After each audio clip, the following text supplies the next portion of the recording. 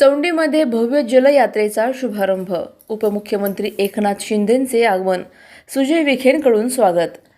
अहिल्यानगर जिल्ह्यातील श्री क्षेत्र चौंडी येथे गोदा ते नर्मदा पुण्यश्लोक अहिल्यादेवी होळकर जलयात्रा 2026चा भव्य शुभारंभ उत्साहात पार पडला. या कार्यक्रमासाठी महाराष्ट्राचे उपमुख्यमंत्री एकनाथ शिंदे यांचे आगमन झाले. यावेळी डॉक्टर सुजय विखे पाटील यांनी त्यांचे पुष्पगुच्छ देऊन स्वागत केले.